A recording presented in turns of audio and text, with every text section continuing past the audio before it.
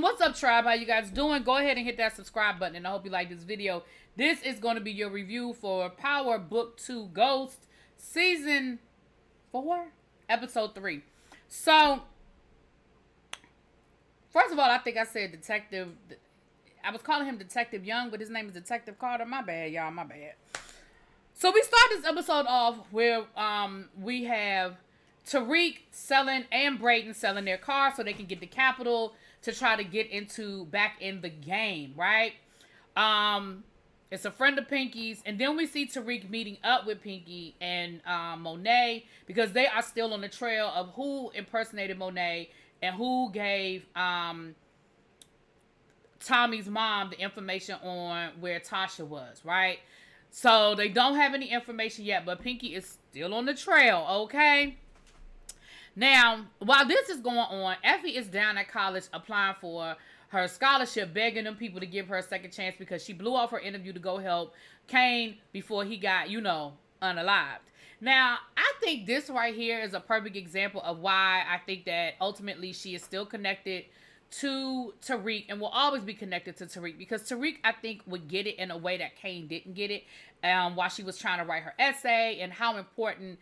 Like, Tariq understands that Effie's exit plan is to not do this forever. She's trying to get enough money to take care of school, take care of her family, and put her in a better position. But Kane, I think, is just content with this is his life. This is who he's always been. This is all he's ever known. Tariq chose this because I'm not going back down that road. But Tariq chose all of this, right? So while that is going on, we have Method Man getting fired, okay, from another client. He done already had to downsize. It's already just him and the one associate that he's sleeping with, child. And Tariq comes along, and Tariq, of course, got to clown him about his downsizing. And I'm thinking, says the guy who just stole the Porsche that somebody took from him just to sell it to try to have enough money to child. Okay. But Tariq lets McCain know, listen, I'm trying to get in the game, but I need to find a connect that's not connected to the Tejadas or Monet. Which, okay, I don't even, child, whatever. And of course, he was like, well, why are you coming to me? And he was like, what you mean why I'm coming to you? You defended enough criminals that you should know somebody. And he was like, you know what? Actually, I do. But I'm taking 20%. Tariq was like, yo, that's crazy. That's extortion. He was like, are you crazy? And Davis was like, at this point, yeah, I am. Because he's desperate. I don't know if it's crazy or desperate. He's desperate to save his lifestyle and his business, right? So basically, Davis McCain, anyway, he ends up taking Tariq and Brayden to a fight club, an underground fight club that's run by one of his former clients who is in the game. But he only deals in bulk, right? So he really only met with Tariq and Brayden off the strength of Davis, but then he said off the strength of who your daddy is. I just find it so curious that Ghost was supposed to be this, ghost that nobody knew. But it's funny to me how in certain pockets people knew that St. Patrick was also Ghost. That's also Tariq's daddy. I don't know, whatever. But he told Tariq basically, you don't have enough money. Because Tariq had money, but he ain't have enough. I think the minimum was 15 bricks. And Tariq only had enough for 13 bricks. So now Tariq got to come up with another 50 G's to try to get in the game. But while they are there, Tariq swipes some samples because the guy was like, here, you can sample the product. So Tariq swipes those samples. And the one thing I know at this point about Tariq is when you see Tariq do something, there's a plan behind it. Like, he didn't just randomly, because we know he doesn't indulge. So he didn't just randomly pick up some samples. We knew there was a plan. We'll get to that in a second. Now, while this is going on, Monet been put on indefinite suspension to her job. Okay, Noma done texted Monet and basically told her there's no need for you to come into work. We don't have nothing for you to do. Okay, you done showed up last week with the gun trying to get to the Russians and you done passed out. Ma'am, we can't use you right now. We're going to extend your sick leave. Monet is pissed off about it. Okay, and while she's talking to the churn, because she done summons the churn back to the house, Noma texts Drew and Kane basically saying, listen, Ollie is nowhere to be found. He been MIA. I need you to handle some business. Then we cut to Ollie down at the station with Detective Carter. Now listen, there's a couple of things in this scene that that strike me sideways, right? The first thing that strikes me sideways is this: he done kept you all night, and you didn't make no phone calls. He didn't allow you to make a phone call. He didn't arrest you. He did nothing. Now, again, I know that they would keep you for 24 hours, whatever. So, basically, detective is like, I know you know St. Patrick. I know you know Tate, and we done traced back to these green cards. I will never understand why these green cards have become such a focal point for everybody, but it is what it is, child. The green cards are the problem. All right. And he was like, I don't know what you're talking about. I don't know no St. Patrick. I don't know no Tate. You know, he's playing the game, right? He's doing, I don't know these people. Deny. I don't know these people you talking about. I don't know what you talking about. Sorry, brother. Then detective hits him with the oldest trick in the book. He puts a folder on the table and was like, well, I know you know St. Patrick because look at the pictures. And I'm thinking, he said, because we got these pictures of you. And then he breaks and he hits him with the, I need to make a call. Sir, you supposed to keep denying it, or you supposed to say, well, let me see these pictures. You supposed to open up that folder. You supposed to see what was inside that folder, because I knew immediately that he was lying. It wasn't no pictures of him and Tariq. I knew that. So I don't know how Ollie did not know. But okay, here's where we are. So he makes a phone call and he calls to his house to talk to his brother. Now, by this time, Drew is there. And, you know, Ollie is like, God darn, you know, so he gets Drew on the phone. He tells Drew, listen, I need you to come down here. You need to get me. They won't let Drew get him, but then Davis sends, so he calls Davis. Davis sends his associate down there because, you know, they ain't gonna release him to Davis either because they know Davis don't have nobody's law license right now. So his associate goes and gets him out. So when Ollie hooks up with Drew, he tells Drew, listen, there's really no need for us to tell Noma what happened. Now, I knew when he said that, I knew that was his death warrant. Because why wouldn't you tell Noma? Like, y'all are in the game. The police are going to pick y'all up. The only thing you need to worry about is the fact that you didn't say nothing. The fact that you were there all night long should let them know that you wasn't talking, that you didn't have nothing to say. I didn't understand his logic. I mean, I understand his fear about the whole green card situation, but I didn't understand his logic in not telling Noma. Like, you're Noma's number 2. She has to know. Like, and just let her know you held it down. You didn't say nothing, and this is all they have. But I guess you couldn't really explain because the way they have you is through the green cards. I don't know. But I just knew that him lying to Noma was the problem. Drew was like, all right, cool. I won't say nothing. But I want more responsibility because Drew done already told Diana he trying to be number 2. He's trying to be Noma's number 2. Drew, I don't know why you think you got to do that. You gonna be anybody's number 2, sir. You do not have what it takes to be nobody's number 2. But okay, we're gonna move on. We're gonna pretend like we're gonna pretend. Okay, we're gonna pretend. So they get back to the crib with Noma. Now, when they walked in the room and Noma was cutting up the limes to make her a drink, I was like, well, that's how Ollie is going to leave this earth. That knife is going to find its way into his body. I just knew. Because I already knew that he was dead. I already knew. So Drew sells him out. Because what else was Drew going to do? And Drew lets Noma know that his brother is here from, you know, Africa. And he just got in the country. So, of course, now Noma is like, well, wait a minute. Where you get this green card? Because I done already asked you about this green card situation. But how did your brother get here? Tell me what had happened. So he went on and confessed that Tariq helped him. She was like, oh, so is that why you let Tariq go? Is that why you didn't take care of Tariq the way I told you to take care of Tariq? He was like, no, we need him. The kid is smart. He's more of an asset. I said, see, you just digging yourself deeper and deeper into this hole. So needless to say, what had happened.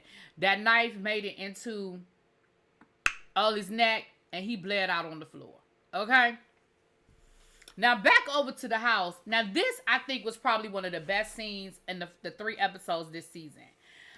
Monet is asking Diana about Tommy Egan's mammy. What was her name? Tammy? Is it Tammy? What Tommy's mama name? Is it Tammy? Anyway, Diana was like, I don't know anything about that. I don't know her. I don't know who that is. And they show her fidgeting with her hand, and Monet looking at her fidgeting with her hand. So then we get one of these flashback moments, right? We see Monet's struggling to try to get her package together, right? You can tell she running behind. The man done already called, telling her, it's time to get it done. And the two kids are sitting there, Drew and Diana. So she gets Drew and Diana to help her package up. She got them working on the scale, packaging it up. So when they get done, she tells them, listen, you don't tell anybody what happens in this house. No matter who asks you, no matter what they ask you, you don't tell them nothing. She said, Drew, what were you doing this afternoon? He was like, I was drawing. She asked Diana, what were you doing this afternoon? And Diana started fidgeting with her hand, just like she was doing when she was lying to Monet. So that's how Monet knew she was lying, right? Because she was fidgeting. She told her, stop fidgeting. But of course, she couldn't stop. So Monet knew she was lying. But Monet didn't know the who, the what, the when, the where, the how of the lies. But she knew the lies was there.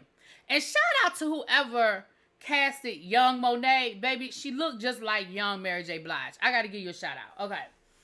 Now back over to the dorm. We have Brayden and we have Tariq trying to figure out how they're going to get back in the game. They got to come up with this extra $50,000 and they don't know how they're going to do it. And Brayden tells Tariq, listen, if we do it this time, you need to let me know what's going on. Well, they already had this conversation, but I just got to tell y'all. I forgot to tell y'all. Brayden, I don't even know why you wasted your breath. Because he was like, no secrets this time. I need to know everything. Sir, Brayden, Tariq is never going to tell you everything. Tariq is never going to let you in on everything in his whole plan. Sorry to be the one to tell you. And if that's what you're waiting for, sir, you're going to be waiting. That's never going to happen. That is not who Tariq is. That is not what Tariq does. Okay. So, Brayden's sister's having a whole breakdown. I don't know why we need to know this, but I'm going to just throw this in here. That Brayden's sister's having a breakdown. We found out that she's, got to move out of her plush room. And that we also found out that, she's, partaking in the, the powdered substances, right? I don't know if that's going to become an issue. I don't know if she's going to end up being strung out. Don't know. But just going to throw that in there because the one thing about power, everything means something at some point, right? Went back down at school, and after class is over, Tariq goes up to Effie and shows Effie the samples that he picked up from the Fight Club dude, right? And he tells her, listen, somebody trying to encroach on y'all's territory. You might need to get that together. And Effie was like, Tariq, are you fucking with me? He was like, yo, I'm not playing. Look, I'm giving you the package. This is what it is. She was like, so she gets all nervous about, damn, somebody got the nerve to be dealing at Stansfield. And of course, we know that they got to, maintain their package, whatever. Now, while that's going on, light-skinned Keisha done found out that Effie is pregnant. I mean, not Effie. Diana is pregnant. She dropped her phone while she was Googling. I don't know what she was Googling, but whatever it was dealing with pregnancy. Now, she tells her, girl, you can trust me. I got you. But I feel like it's only a matter of time before that little secret gets exposed. Now, while this is going on, Kane rolls up on Noma to put in, his bid because he's still trying to be Noma's, number one besides, outside of Drew. Noma is doing whatever Noma is doing on that laptop. And somehow or another, we get some sexual tension, okay? We pick up on the sexual tension between the two of them. And they in each other's face like they get ready to kiss. And then who come walk in? Effie. And Effie peeped it. Effie ain't stupid and Effie peeped it. But Effie went down there to let them know that there's a package on campus, okay? Now, Noma and Kane want to know who gave you this information? How did you find it? She was like, yo, I just saw it on campus. Because again, she's protecting Tariq, right? Kane is side-eyeing it a little bit. I think underneath Kane kind of figures that maybe this got something to do with Tariq. But he's side-eyeing the situation. He just kind of going, okay, all right, then I'm gonna see how this whole thing works out, right? So Noma tells Kane, you need to go figure out who it is and you need to go handle it. Kane hits the streets.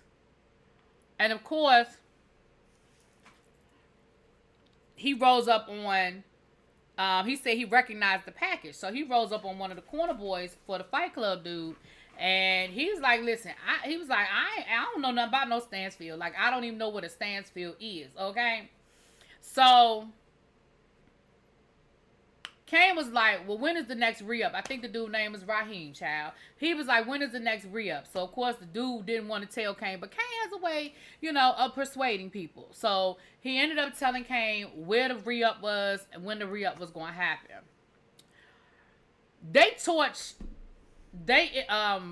Kane and company end up torching the truck that has all of the product in it.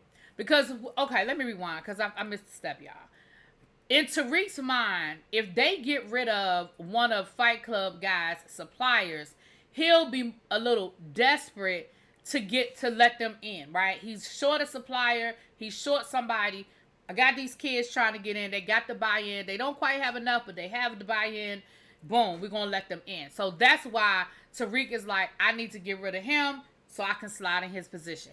Did I miss that step? My fault. Mary J. Blige and her sister is down to the bar with their $30,000 Louis Vuitton jackets, honey. Just trying to reminisce and talking about the good old times, child. She said, you used to be a happy girl. Like, you really need to show your kids this person, And she said, I ain't been happy since they took Zeke from me. So again, we've gotten a few flashbacks, but we still don't have enough flashbacks that, for me, all of this stuff is coming together. I know we're only in episode 3, so I hope that as we continue to go through, we'll get more flashbacks so that we'll get it. We'll understand.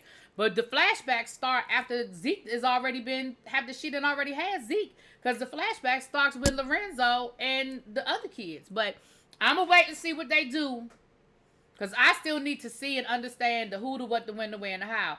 Now, I remember a few, like 2 seasons ago, they said that they had, I forgot who it was. It was like 2 actors that they hired to be her parents, but we never saw them on the show. So I guess they went a different direction with that storyline. I don't know. But I need to see them. Bring them on. I forgot which actors it was. It was 2 older. Like, the father we know. Like, it's somebody that we would know. I don't remember who it was. I'm going to have to look that up again. But anyway, so while that's happening, we have Detective Tate's brother with Carter. And they're trying to ask him what he know about Tariq St. James. What happened with that case? Why did the case get sidelined? Why weren't they able to make anything stick on Tariq? And, he's like, listen, Tariq is a smart, slippery guy. Like, we worked really hard, but he just, he was just smart. He stayed one step ahead of us, and we just couldn't make nothing stick. So he's trying to get in with Detective Young and his crew, Carter. Anyway, he's trying to get in with the crew. And while they're sitting there, while they're sitting there talking to Detective Tate, that's when they find out about this van being torched, right? So he talks himself into going to the scene. So they all go down there together. And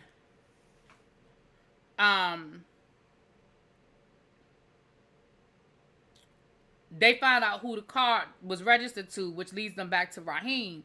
They roll up on him, and they're able to arrest him, right? Now, we don't know if he's going to talk or not, but I don't know if that matters. While this is going on, Tariq gets a text from Davis saying, Zion said you just need that $50K, which, of course, Tariq doesn't have. But he goes to Davis, and Davis was like, yo, I'll give it to you. Tariq was like, are you serious? He was like, yeah. He said, basically, right now, I'm desperate, and I need a way to make some money. He was like, I never thought I'd be back in the game, but it is what it is. I got to do what I got to do. So now Davis and Tariq are partners, child. So while that's going on, Effie and Kane get into an argument because Effie is like, yo, so you effing the boss now? Like, that's what you doing? And Kane is like, Kane does whatever he always does. He sort of deflects. He never admits, but he deflects it. And he was like, look, I'm doing what I have to do. You got your exit plan. I got mine, right? She was like, oh, so that's your plan? You trying to, be Noma's number 2? Did you see where that landed, Ollie? Like, hello, a knife to the neck in the middle of the floor. And so they end up, getting into this huge argument or whatever. Now, Tariq and Davis have this conversation where Davis was like, Tariq was like, look, you got to get in with Noma and you need to basically make yourself indispensable to her. So Davis rolls up on Noma And he's got these fake papers for Ali and his brother to show that they moved to Dubai. Because he was like, listen, the last thing you need is, your number two guy that got hemmed up by the police and then he goes missing. So what you need to do, you need to show a paper trail showing that they legitimately done left out of the United States. And they're going somewhere where they can't be extradited, so won't nobody come looking for them. So Norma was kind of like, I appreciate this, but ain't nobody ask you for this. He was like, well, I'm just trying to let you know what I can do for you. I'm just trying to let you know how I can make things happen for you. So she basically tells him, okay, cool. I know where to find you. Okay. If I want more services, I know how to find you. Now, while that's going on, Braden is down to the coffee house, down to the student union, flirting with old girl again. Come to find out, old girl likes the liquid, likes the powder refreshments. And Braden has come up with this bright idea that they can start having parties all over the city, and that's how they can run their product through the parties, like they had the coffee, the coffee shop, and like they had Course Correct. Because it's power, I'm sure it's going to work. But in the real world,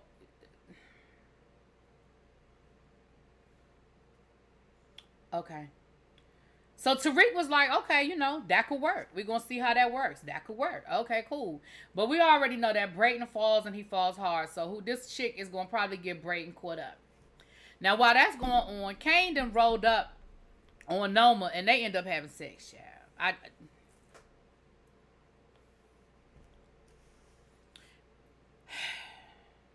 Now, back down to the Tejada house. They are having another one of their family dinners. Sister is getting ready to go back home, which we still don't know that story. Like, we get the fact that she's religious somewhere along the way. I guess she got saved and she's religious, but we don't know the story. We don't know. I just feel like we don't know anything. I don't know. Call me crazy. I just feel like we didn't get much out of that. But anyway, so Pinky sends Tariq the video, the ring footage showing that Diana was the one that went to Tommy Egan's house with the information on Tasha. So just as Tariq is getting it, he's like, yo, did you get his information on Monet already? Baby, Monet is at the dinner table with her phone going off. And they're having, their family dinner. They're talking, thanking the sister for coming, yada, yada, yada. They done said grace. They about to break bread. And Monet says, listen, I'm trying to get back in the game. I'm about to start my own thing. I'm not working for Noma. I'm going to start my own thing and I need y'all to come with me. Drew was like, nah, I'm good. Kay was like, yeah, I'm good too. Diana was like, I'll do it. I'll come and work for you. But just know that the minute you start making a profit, I'm out. So, Mary J. Blige was like, all right, I can deal with that. Just at that moment, she picks up her phone. And she sees that footage of Diana in that wig. Baby, she was like, Diana, what did you do? And the rest of the table is like, what happened? What happened? And Monet get to yelling at Diana. Now, this don't meet the scene. This is not as good as the last time they was at the dinner table and they got into that argument and Mary J. Blige tried to get her. But Mary J. Blige tried to get her again. And her and Drew end up running out the house. Kane runs behind them, but he's a little too late. He don't quite make it all the way to them. And before you know it, they done jumped in the car, drove off. Kane in the middle of the street. It's raining. He all upset. And Monet is ready to kill Diana, okay? That's where the episode is, child. So y'all let me know what y'all think. I'll talk to y'all later. Peace.